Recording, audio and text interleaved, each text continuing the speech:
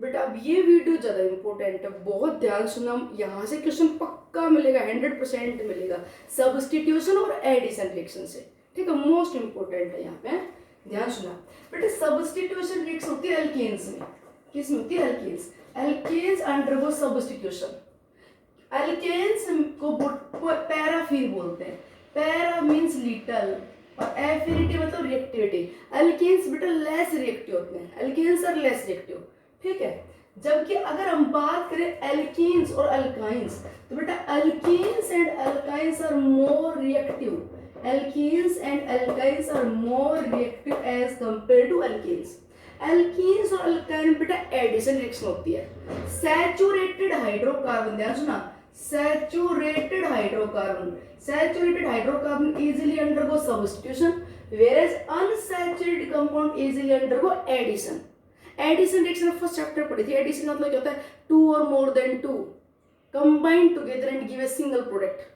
जैसे ये दे दिया CH2 double bond CH2 plus में यहाँ पे HCl और फिर मैं कह दूं CH3CH2Cl, तो ये एडिशन रिएक्शन है।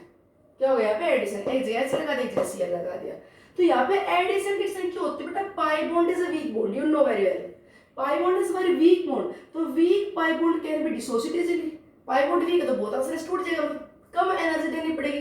और बेटा ये पाई बॉन्ड डिसोसिएट करते ही वैलेंसी को पूरा करने के लिए हमें बनाने पड़ेंगे दो सिग्मा बॉन्ड। देखो ये, ठीक है, पाई bond is weak bond, dissociate होगा तो कार्बन की वैलेंसी 3 हो गई।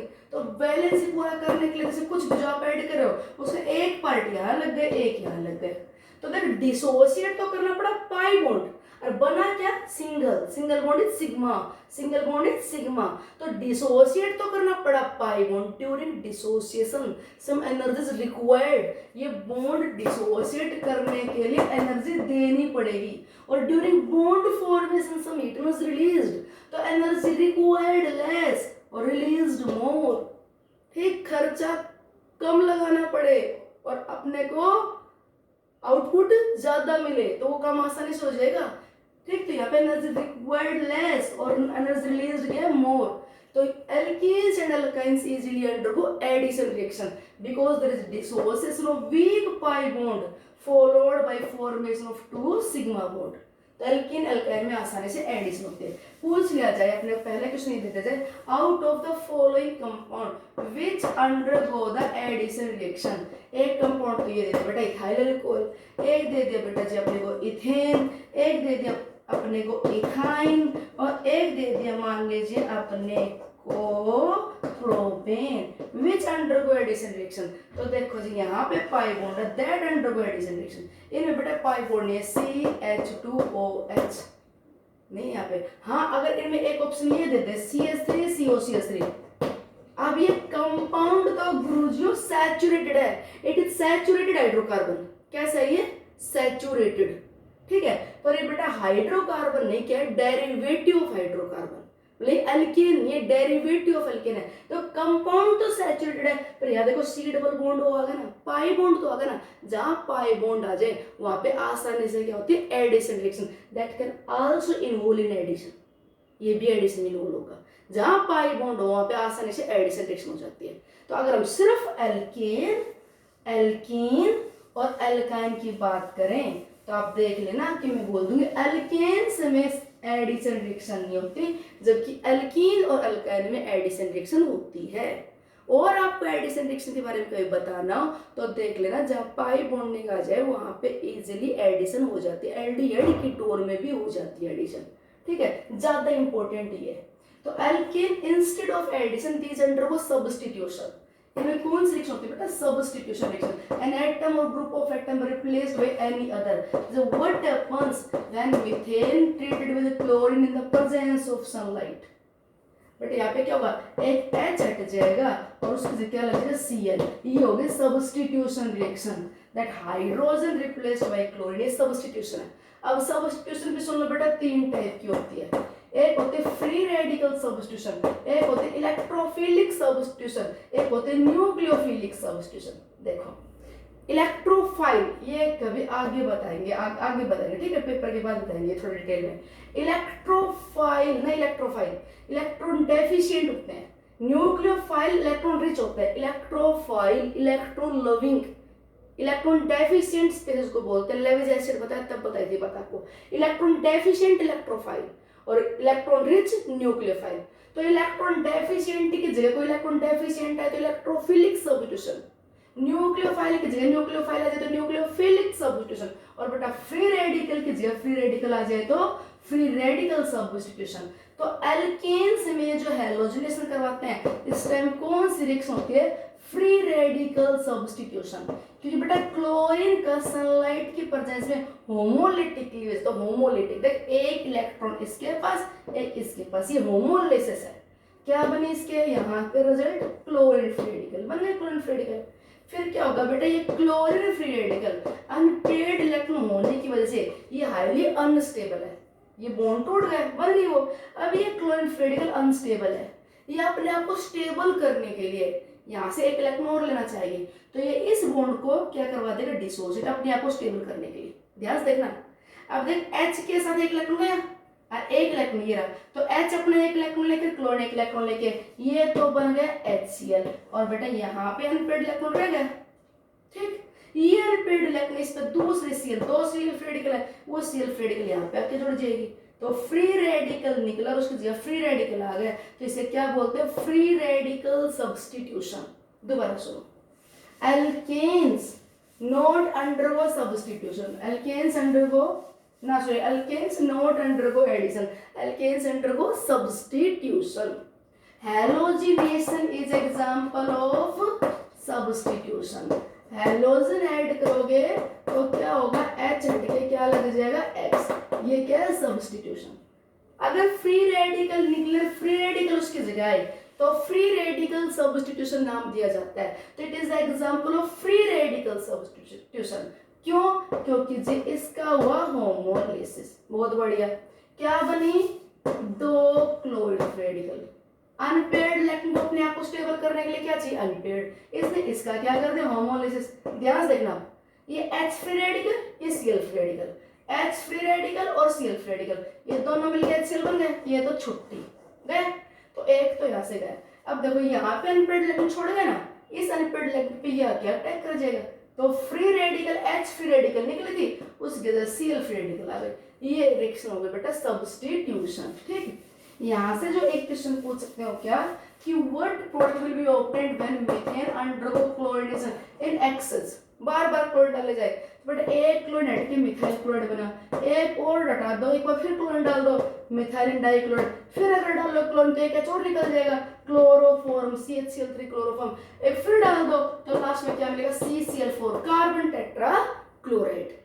ठीक है, तो we get methyl chloride 1 mole chlorine डालो तो 2 मोल क्लोरीन डालो तो ये लास्ट में क्या मिल जाएगा, CCl4 carbon tetrachloride. Carbon tetrachloride बेटा पहले 1960 तक यूज हुआ करता है एज ए फायर एक्सटिंग्विशर, फिर देखा इसका एक्सपोजर का वो ना लंग्स पे इफेक्ट करता है, तो इसलिए इसको यूज नहीं करता एज ए फायर एक्सटिंग्विशर। बाकी ये क्या है, इसका नाम क्या कॉमन है, pyrene and used as a fire extinguisher CCl4।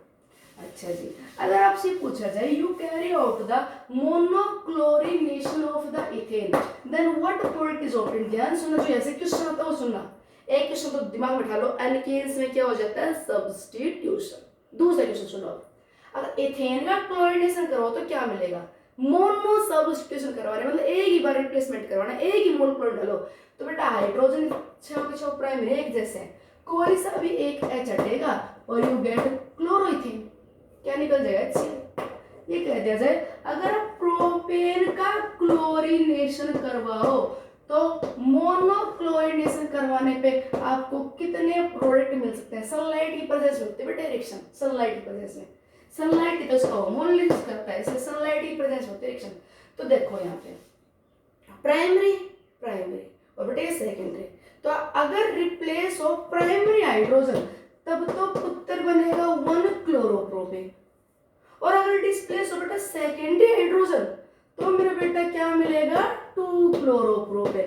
तो अगर हम यहाँ पे मोनोक्लोरिनेशन करवाएं तो देयर आर 2 आइसोमर्स पॉसिबल, यहाँ पे एक साथ 2 आइसोमर बन सकते हैं कि हाइड्रोजन ये भी डिस्प्लेस होने के लिए तैयार, हाइड्रोजन ये भी तैयार है, तो ये वाला करते हो तो 1 क्लोरोप्रोपेन, साथ साथ ये वाला भी कुछ मॉलिक्यूल डिस्प्लेस हो गए तो ये भी। तो हर 1 मोल क्लोरोप्रोपेन का अगर आप क्लोरिनेशन करवाओ तो यहाँ से क्या मिल सकता है, 1 मोल क्लोरोप्रोपेन बन सकता है, और क्या मिल सकता है, 2 मोल क्लोरोप्रोपेन मिल सकता है। ठीक है, तो रिएक्शन बैलेंस करने के लिए मैं यहाँ पे 2 मोल लिख दूं, ये निकला तो HCl, ये निकला तो HCl, तो ये 2HCl। ठीक, मींस हर 1 मोल क्लोरोप्रोपेन बनता है और हर 1 मोल 2 क्लोरोप्रोपेन भी कन्वर्ट हो सकता है, तो वी गेट 2 प्रोडक्ट। ये दिक्कत इथेन में नहीं थी, क्योंकि इथेन में तो 6 हाइड्रोजन एक जैसे।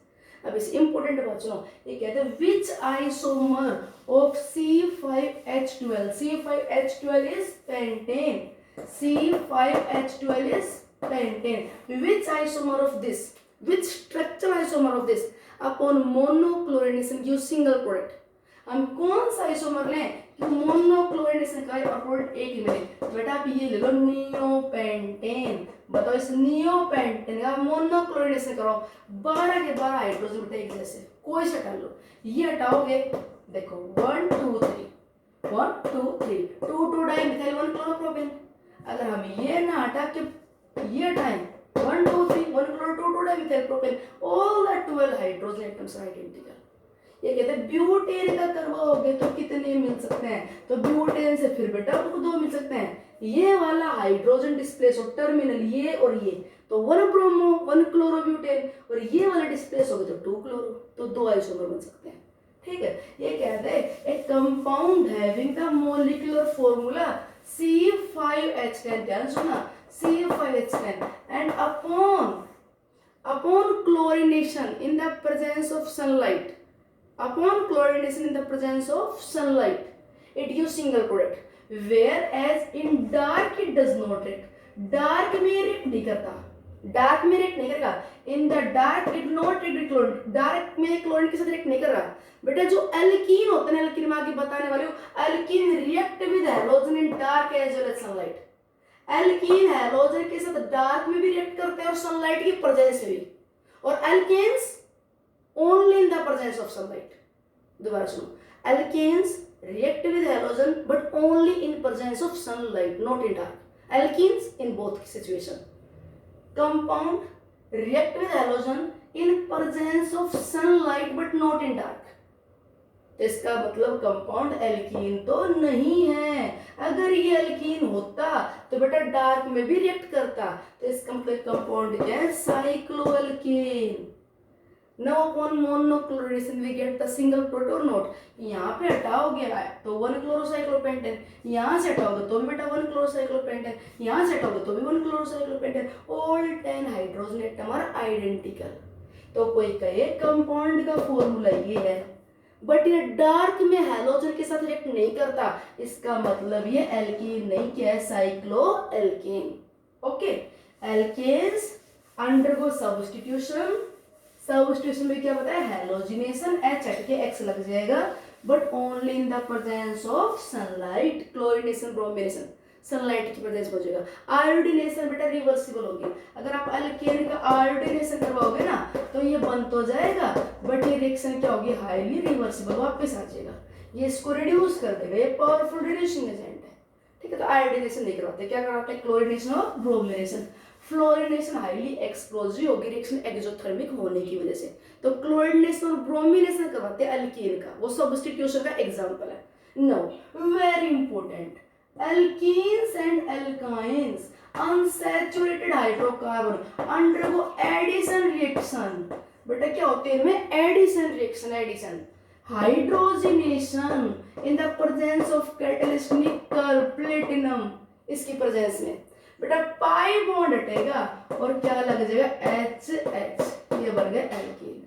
ये कह दिया कि अपने पास एक हाइड्रोकार्बन था जिसमें 2 मोल हाइड्रोजन डाला ना, तब वो क्या बना, 2 मोल हाइड्रोजन डाला ना तब वो क्या बना, सैचुरेटेड, और अपना जो हाइड्रोकार्बन था ना अनसैचुरेटेड वो ये था, तो बताओ एसिटाइलिन है ये।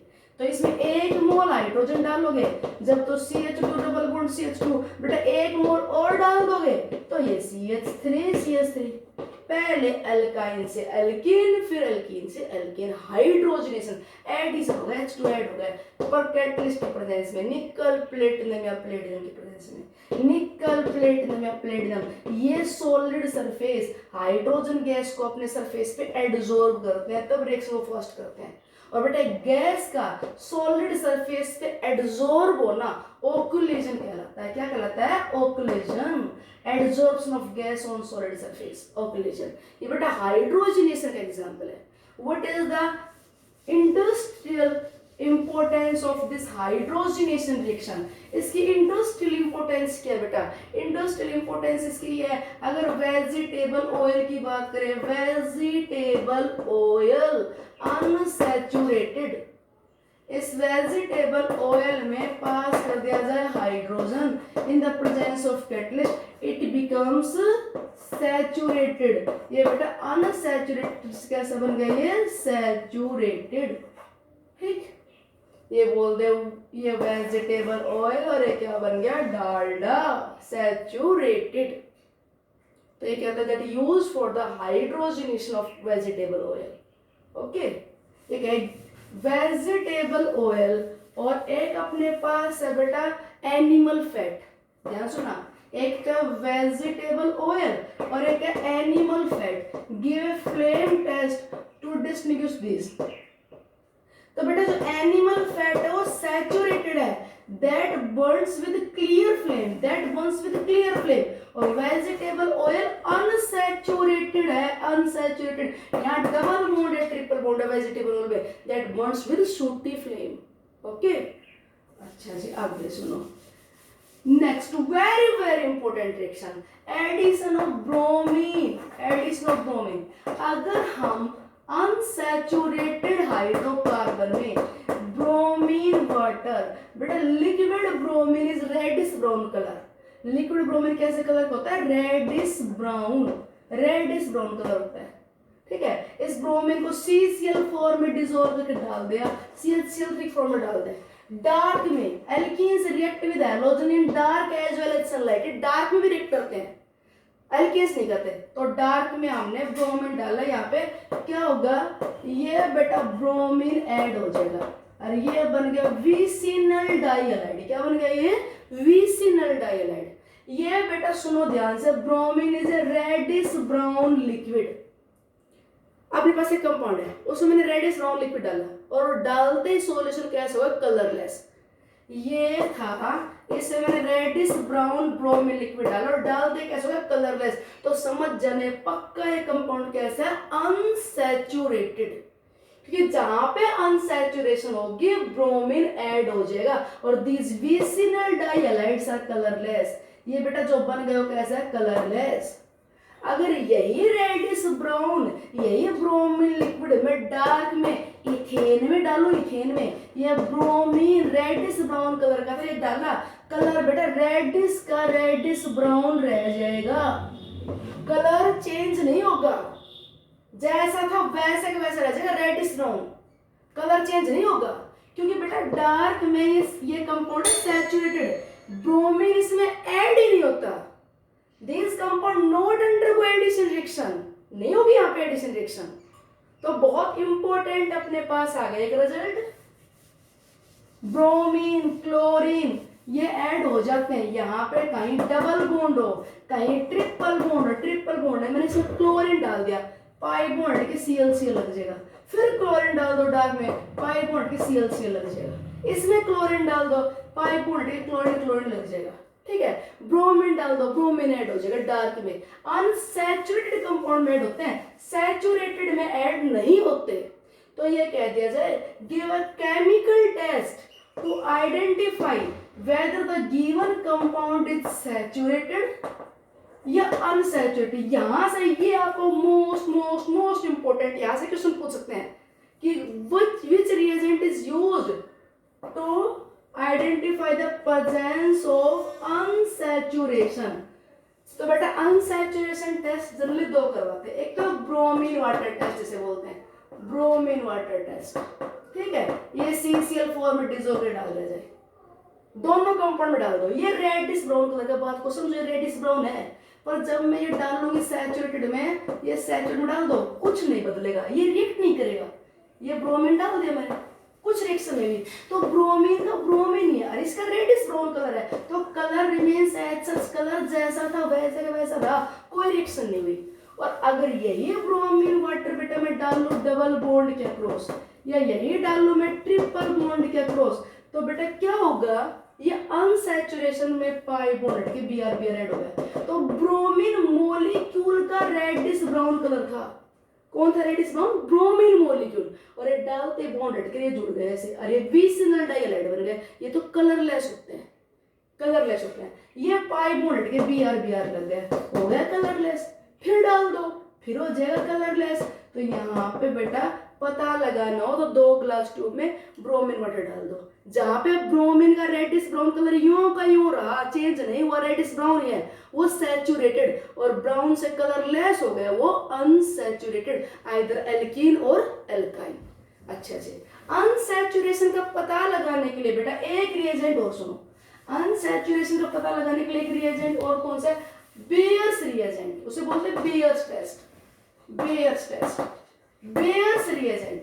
Baeyer's reagent is the cold dilute solution of alkaline KMnO4, cold dilute solution of alkaline potassium permanganate, इसको बोलते हैं बेटा बेयर्स रिएजेंट।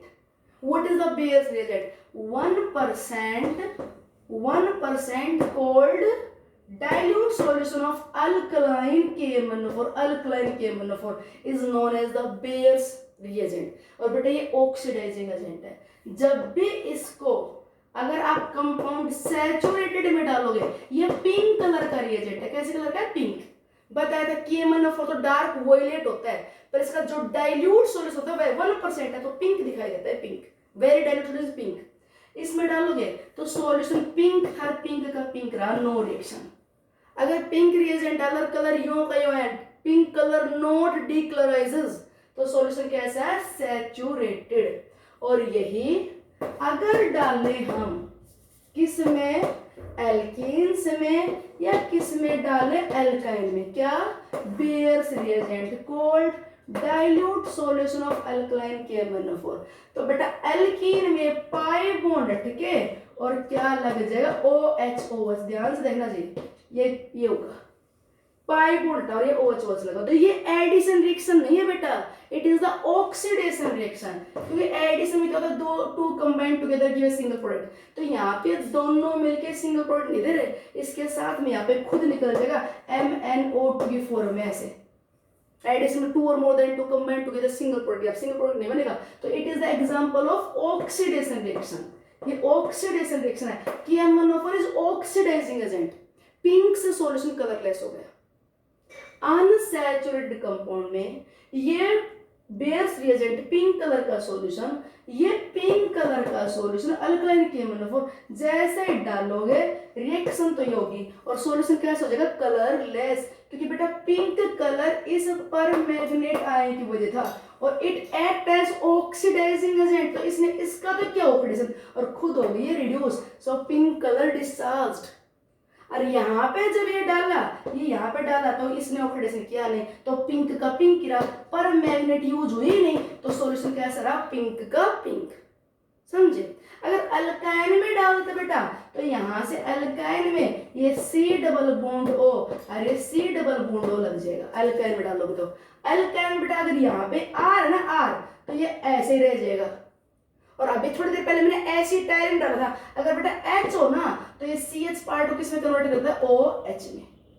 दोबारा सुनो, अगर बेयर्स रिएजेंट सैचुरेटेड हाइड्रोकार्बन डालोगे तो pink colour remains as such, unsaturated में डालोगे तो पिंक से क्या होगा? कलरलेस। एल्कीन में रिएक्शन कंप्लीट करनी हो तो आप क्या करना? पाई बॉन्ड हटाना और क्या लगा देना? OH। सॉल्यूशन पिंक से कलरलेस हो गया। और बेटा अल्काइन में डालना हो तो क्या करोगे? ये डाल दिया KMnO4, ये डबल बॉन्ड लगा दो, डबल बॉन्ड लगा दो, ठीक है। अब यहाँ पे अगर R है, ये भी R है, तो ये ऐसे कैसे रह जाएगा। और अगर बेटा ये ऐसा अल्काइन है CH है तो CH part further oxidise to OH, CH से क्या हो जाएगा OH, CH पार्ट ऑक्सीडाइज हो जाएगा। मेन बात याद रखो, सैचुरेटेड में डालोगे bromine water, Baeyer's reagent, reddish brown colour of bromine, pink colour of Baeyer's reagent remains as such. Unsaturated में डालोगे तो पिंक से कलरलेस हो जाएगा और वो रेडिश ब्राउन से कैसे हो जाएगा कलरलेस। रेडिश ब्राउन से कलरलेस एडिशन रिएक्शन और पिंक से कलरलेस होना बेटा एक ऑक्सीडेशन रिएक्शन का एग्जांपल है। Important last point, give a reagent which is used to distinguish alkene and alkyne. बेटा एल्कीन और अल्काइन को कैसे डिस्टिंग्विश करें, सुन लो बात। ये दोनों बेयर्स रिएजेंट के सॉल्यूशन को पिंक से कलरलेस कर देंगे। दोनों बेयर्स टेस्ट देते हैं, दोनों ब्रोमीन वाटर टेस्ट देते हैं। ब्रोमीन वाटर दोनों में डालो रेडिश ब्राउन से कलरलेस, बेयर्स रिएजेंट दोनों में डालो पिंक से कलरलेस। फर्क देखो अब बेटा, ये जो कार्बन, ध्यान सुना है बच्चों, ये कार्बन sp हाइब्रिडाइज्ड है। कैसा कार्बन है ये sp। अगर ऐसा अल्काइन हो जिसमें इस sp हाइब्रिडाइज्ड कार्बन के साथ H है तो उसके लिए अपने पास एक रिएजेंट डिस्टिंग्विश करने के लिए, एक नहीं तीन है। इन्हें बोलते हैं टर्मिनल अल्काइन, कि अपना ट्रिपल बॉन्ड कहीं ना कहीं एंड पे होगा तो ये CH मिल जाएगा आपको। हाँ, ट्रिपल बॉन्ड अगर बीच में होगा तो अपने पास रिएजेंट नहीं है। मतलब हम उन अल्काइंस को डिस्टिंग्विश कर सकते हैं जिनमें sp हाइब्रिडाइज्ड कार्बन के पास H हो, क्योंकि sp hybridised carbon is more electronegative, it attract electron pair and release H positive ion. ये बेटा H पॉजिटिव को रिलीज करता है कौन, अल्काइन। ये sp hybridised carbon more electronegative और H पॉजिटिव को रिलीज कर सकता है। तो इन अल्काइंस को डिस्टिंग्विश करने के लिए स्पेशल जो अल्काइन के लिए यूज होते हैं इनके लिए, एक तो बेटा मैं एक साथ लिख रहा हूं, एक तो Tollens reagent. Tollens reagent is the ammonical solution of silver nitrate. It is the ammonical solution of silver nitrate. ये जैसे इस तरह के अल्काइन में डालोगे Tollens reagent, ammonical solution of silver nitrate, बेटा ट्रिपल बॉन्ड का जो H पॉजिटिव वो निकल जाएगा और उसकी जगह सिल्वर पॉजिटिव आ जाएगा और इस कंपाउंड की क्या बन जाएगा, व्हाइट प्रेसिपिटेट। क्या बन जाएगा, व्हाइट। इधर R है तो बेटा ये R तो यू का ही रहेगा। अगर मान ले एसिटाइल ये भी H है, CH होगा, sp हाइब्रिडाइज्ड कार्बन वाला H पॉजिटिव निकल जाएगा, तो अगर ये भी H है तो यहाँ भी H आ जाएगा, व्हाइट प्रेसिपिटेट बन जाएंगे। पता लगाना अल्काइन है एल्कीन, एल्कीन में डालो Tollens reagent no reaction, alkane में डालो नो रिएक्शन, कि एल्केन में sp3 हाइब्रिडाइज होता है, एल्कीन में बेटा sp2 होता है और sp3 और sp2 इतने ज्यादा इलेक्ट्रोनेगेटिव नहीं होते कि H पॉजिटिव को रिलीज कर सके। तो सीधी सी बात है कि वो एल्काइन जहां पे ट्रिपली बॉन्ड कार्बन के साथ H हो उनको आप डिस्टिंग्विश कर सकते और बाकी कंपाउंड से। या तो क्या डाल देना टोलेंस रिएजेंट, कैसे प्रेसिपिटेट आएंगे, व्हाइट, या फिर क्या डाल देना ammoniacal solution of cuprous chloride, ammoniacal solution of cuprous chloride, ammoniacal solution of cuprous chloride. बेटा ये डालते ही क्या होगा, ये triply bond carbon sp hybridised H positive release करेगा और कॉपर मोनो पॉजिटिव आएगी और क्या आ जाएंगे, रेड प्रेसिपिटेट। क्या आ जाएंगे, रेड। ये डालोगे तो रेड प्रेसिपिटेट, ये डालोगे तो व्हाइट प्रेसिपिटेट। ठीक है, या फिर सीधी सी बात है कि ये H पॉजिटिव रिलीज करता ही है, इसमें सोडियम मेटल डाल दो, सोडियम आते मोर इलेक्ट्रोपॉजिटिव है, सोडियम इसको डिस्प्लेस करेगा और क्या निकल जाएगी बेटा, हाइड्रोजन गैस। तो सोडियम मेटल डाल दे इसमें, टोलेंस रिएजेंट डालोगे व्हाइट प्रेसिपिटेट, ये डालोगे तो रेड। ये सिर्फ एल्काइंस के लिए है और कंपाउंड्स एल्कीन्स या एल्केन्स के लिए टेस्ट पॉजिटिव नहीं आएगा। ओके, ये लास्ट केमिकल टेस्ट वाला पार्ट बहुत इंपॉर्टेंट है, करना जरूर। थैंक्स।